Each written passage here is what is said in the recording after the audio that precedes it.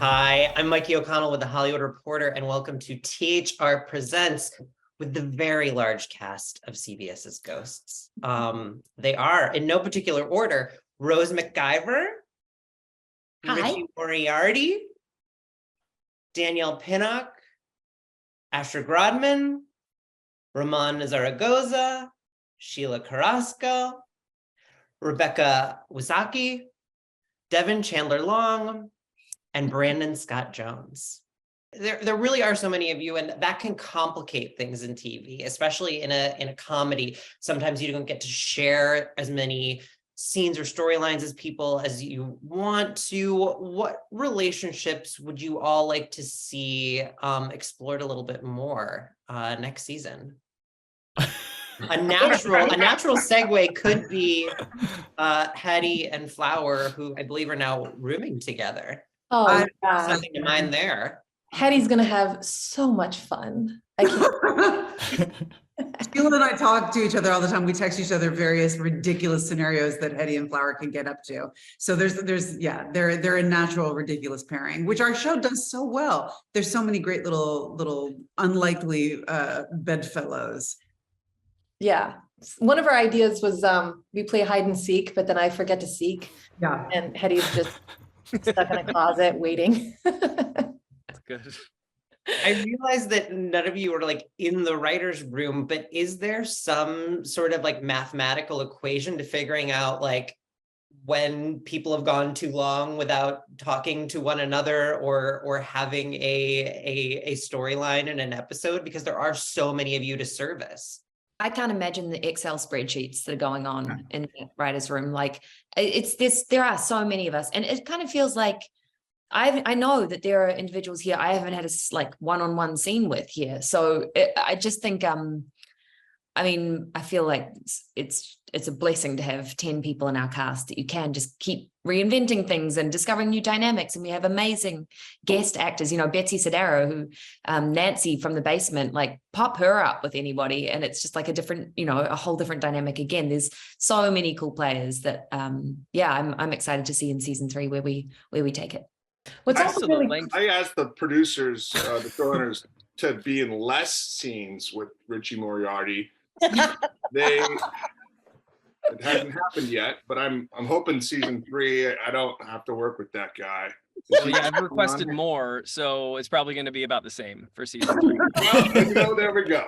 I think the other cool thing is just the history that all these characters have. Obviously, we have hundreds of years of relationships to explore too, which I think again just like adds to the possibilities for the show and the relationships to explore so far back in time.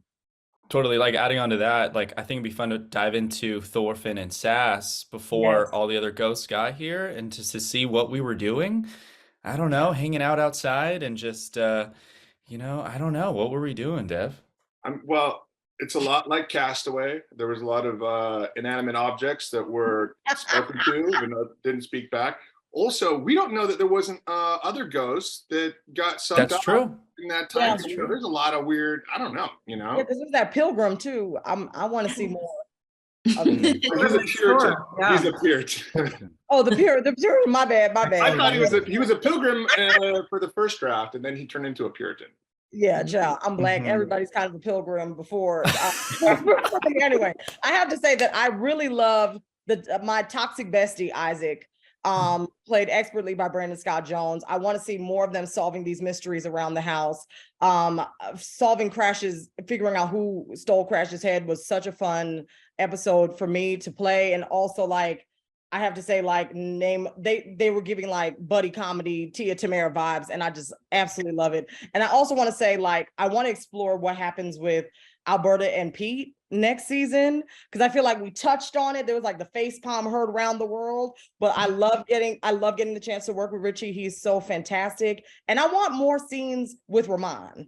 Like Alberta and Román, they have these cute little gossipy moments, but like I really want to explore like what is their friendship? They're both shady. Like what is the vibe there? You know what I mean? And I just love getting to play with all of them. Like anything with anybody, it's a great combination.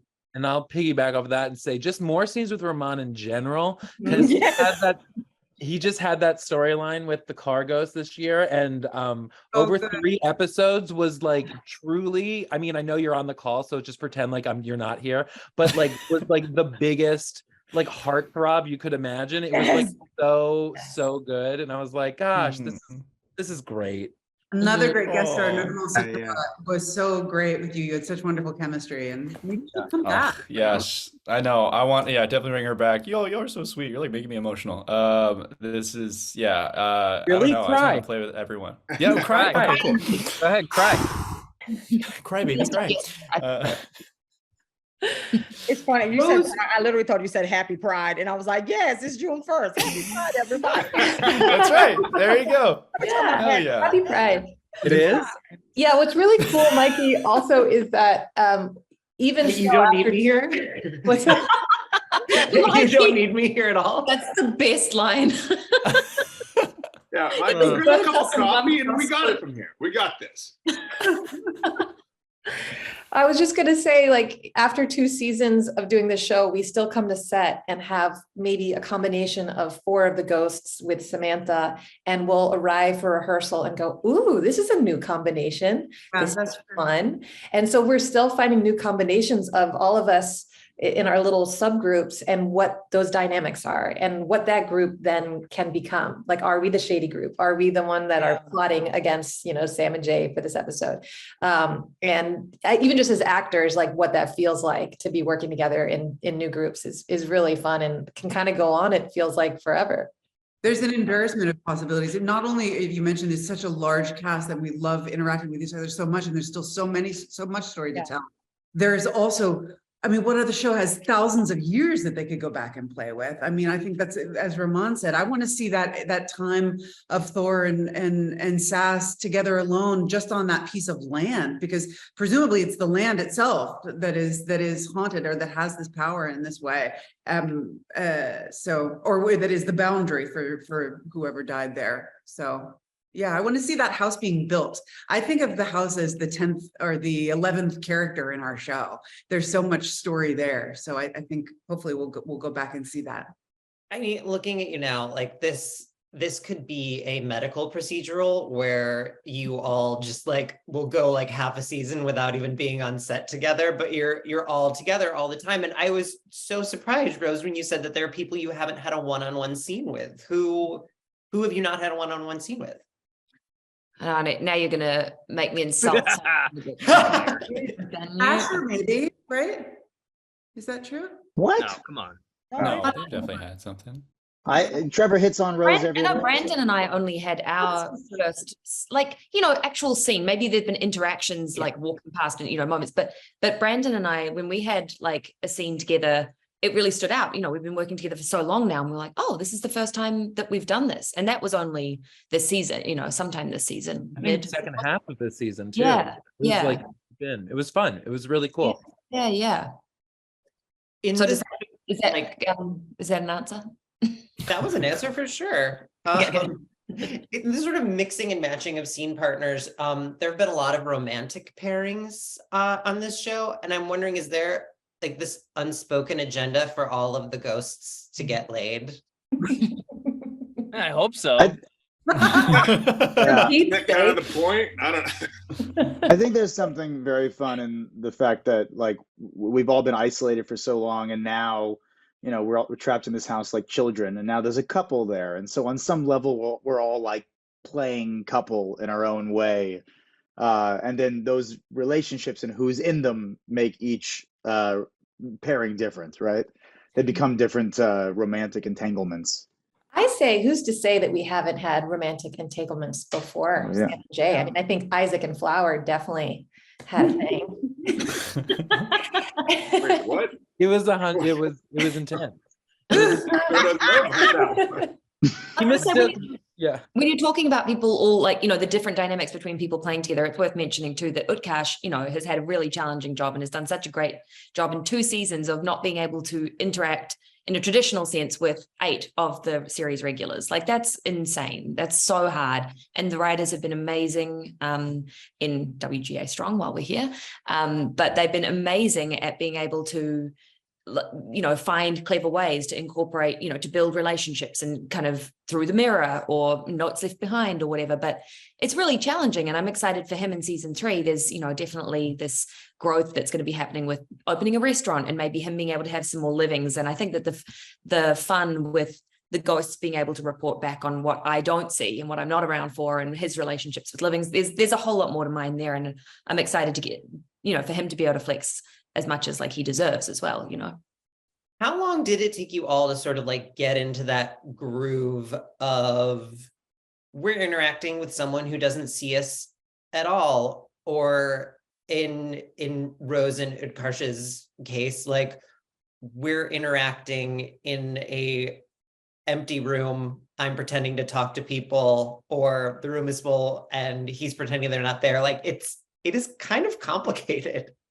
Well, Asher's really good at ignoring people. And for the most of everyone else, we're super nice and we engaged. And so it was more difficult for us. But Asher he kind of took the lead on that. And I was like, wow, this guy really knows how to just cut people out of his life. I pull all the guest stars aside and I just tell them to, black out everyone's faces. You'll be fine.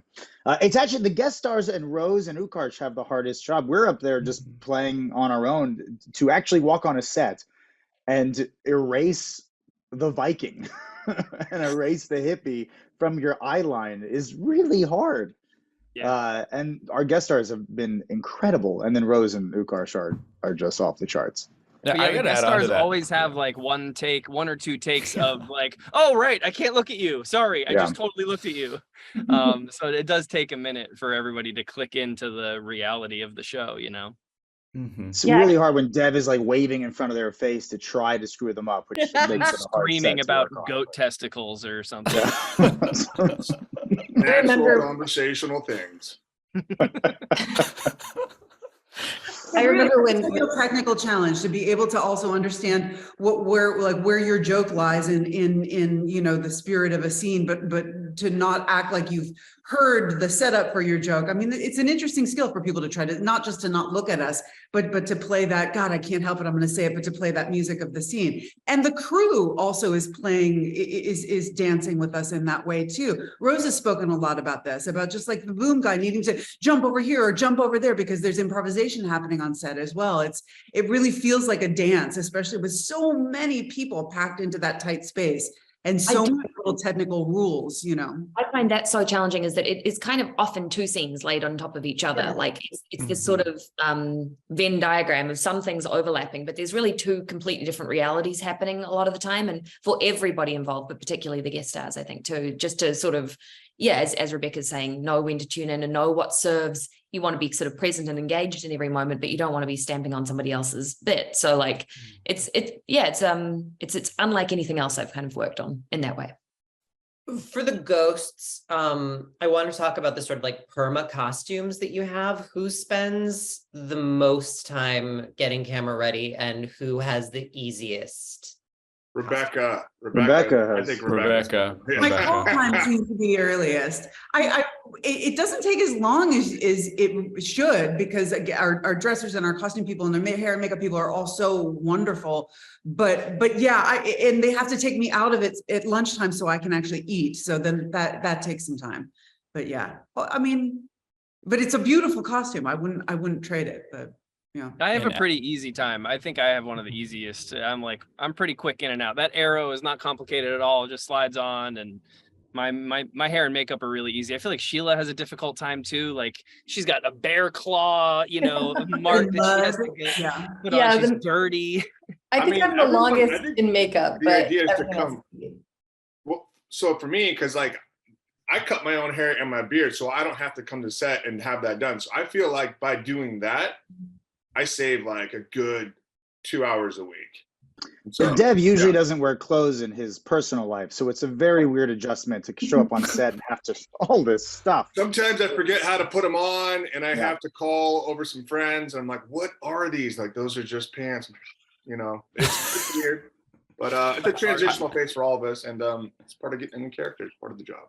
I will say, Dev, you have a lot of pieces. You have a lot of like little pieces you have to put on. Like for me, I just throw on like one thing and it's all connected. You have like a cuff and a cuff and a the. Like I don't even know how you keep track of all of it. Called gauntlets. Shield.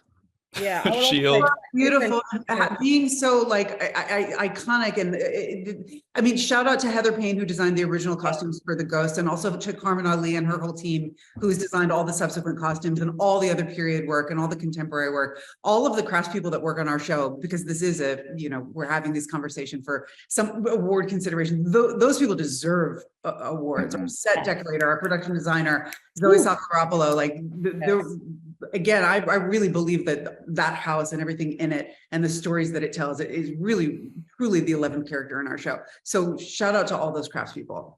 Must be And said. you could do a podcast just analyzing how the rooms change episode to episode. Every time we walk into those rooms, things are in different places. There's a different story happening. What about It's really the amazing. the sequence where they had to shoot beautiful flashbacks with all of Danielle and Alberta's stuff? And they had to, like, 1928, yeah. The level of detail. Yeah, you know, it was like the fresh wallpaper back on and how different it looked. And they do it overnight. Like they do it so fast and work so incredibly hard.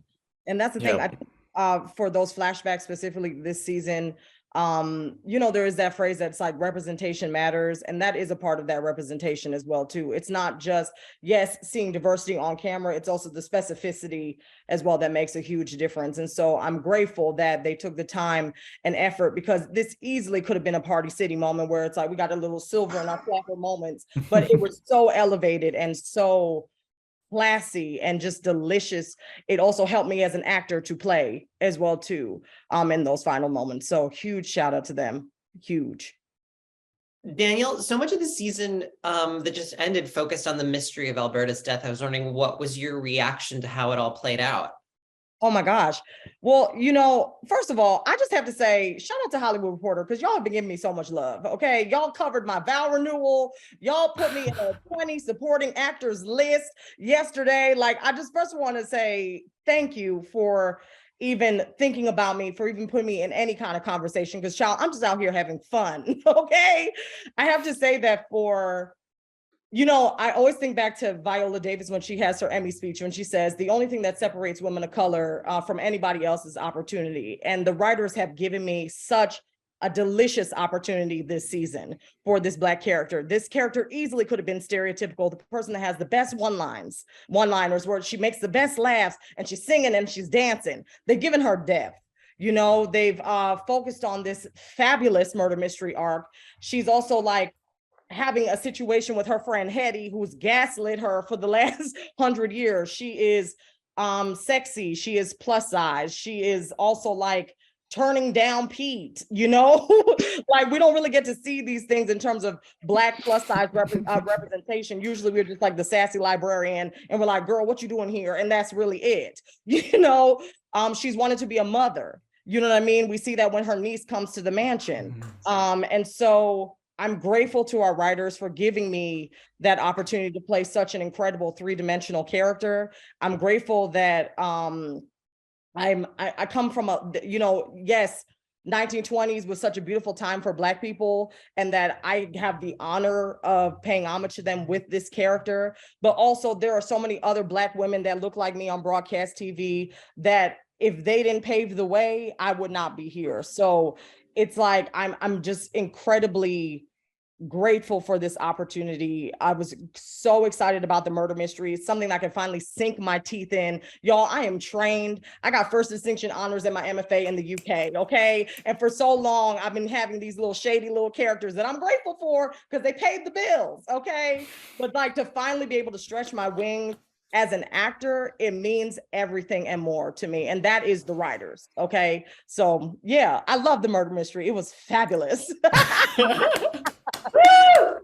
Well said. Well said. I mean, in terms of these sort of like, we get like lots of bits of backstory on everyone in every episode, but in terms of something you'd like really want to sink into, is who among you has questions about your characters that have been completely unanswered that you'd like to really like get deep on?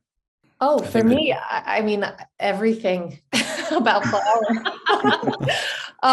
Just because the more I find out about her, the more gifts the writers give me, the more I'm surprised and excited to find out more. So I really think anything is possible in terms of her backstory, but specifically like where she's from, what her family was like, what was she running away from that she needed to leave so badly that forced her to join a commune and a cult, and more crazy stuff that she did, like rob a bank and all those things. Because I think that people that get attracted to cults specifically are leaving usually the opposite kind of situation. So I think that's really interesting to find out more. So I don't know if she was very religious or if she had a really strict upbringing. We know now that she went to law school. We know she had a fiance. And there's just so much to unpack and uncover. So I'm really excited to find that out.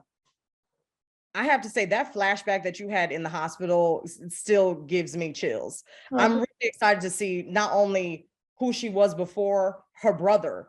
Do you know what I mean? And introducing him for season 3 as well too, because Asher and I, we had that scene with you where we find out that he could still be alive. So Flower Baby season 3.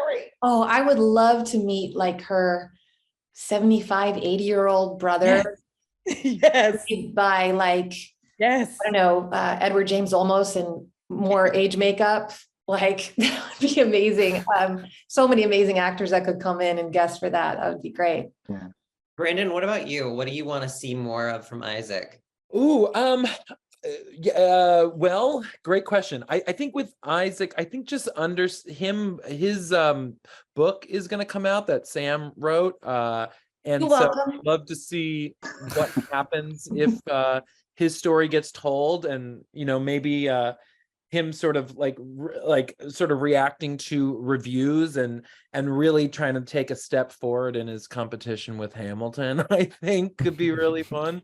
I think Rose mentioned it earlier, just quickly, like it was really fun to play those like couple moments together with her, because we hadn't had those one-on-one scenes, and it's an interesting, weird dynamic that they have, that I think he treats Rose very poorly, but there's a very kindred spirit of desperately wanting to be liked that I think they both identify with. And I think it could be really fun to see the stress that the success or failure of that book puts on their relationship. And why is Sam so she's self-flagellating in her relationship with Isaac. She wants the person who's hardest to get the sort of approval of. And it's such an interesting dynamic there. I was just thinking how brilliant it would be if this season she puts on an amateur production of the musical in a restaurant. If they set up Yes. Like a dinner theater production. That's fun. She directs us. This idea. That's Yeah. a great idea. Yeah, And then I the think ghost like That's fun. in the background performing. yeah. What was that? Sorry, the ghosts. Yeah, exactly. No, we're all the understudies. Oh, I see. Yeah. I see. Everyone gets sick and then we have to go on. That's great. Run I could the see like Isaac, community like- theater, Rose, in the Yeah. town. Oh, But I yeah. can see Isaac like stage mumming from the side, like walking through all of the steps and criticizing. It'd be great. Wait, that's Yeah. such a cute idea, and then it falls We apart. are in upstate and New then, like, York. that's so funny.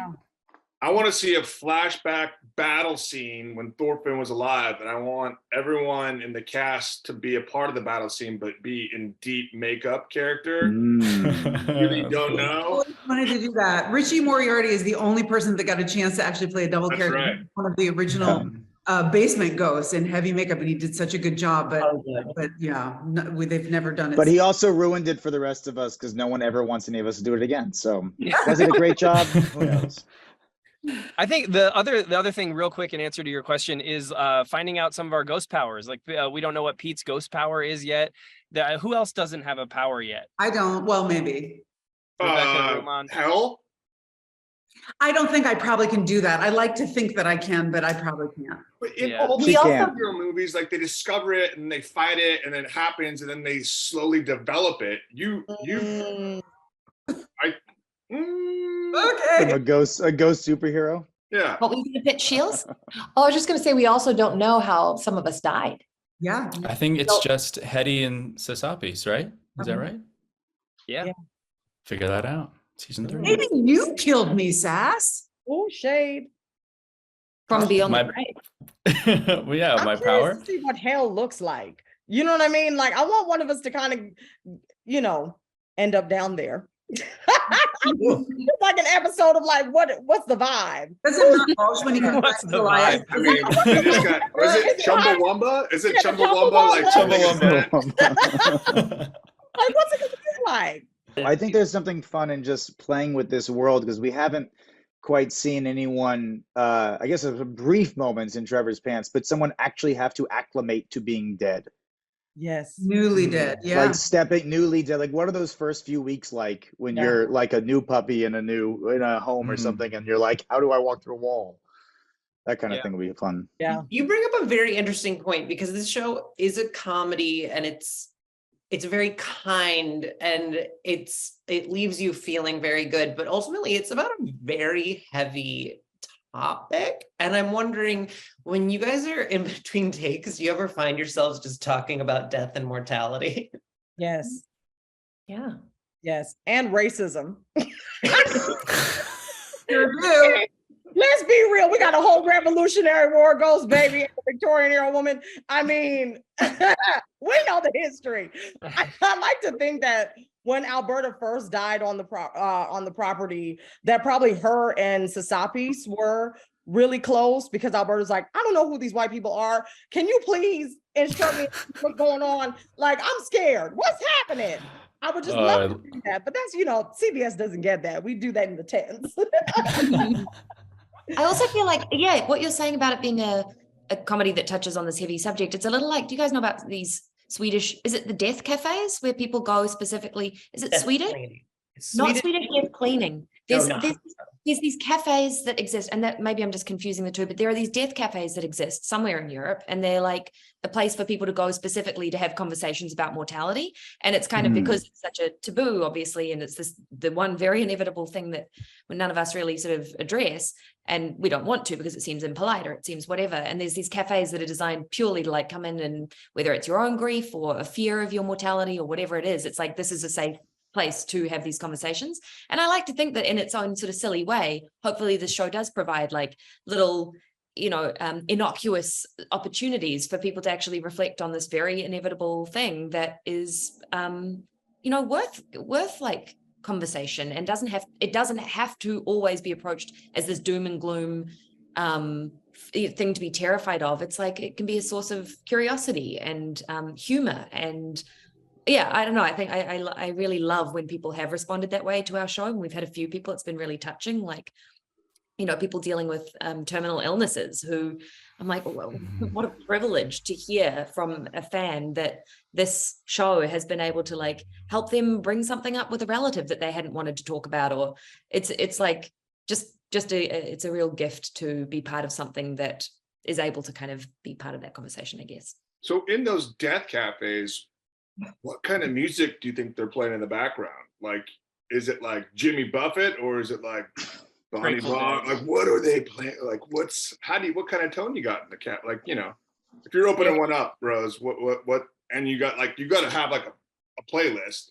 Maybe jukebox type of situation. So it's a choose your own.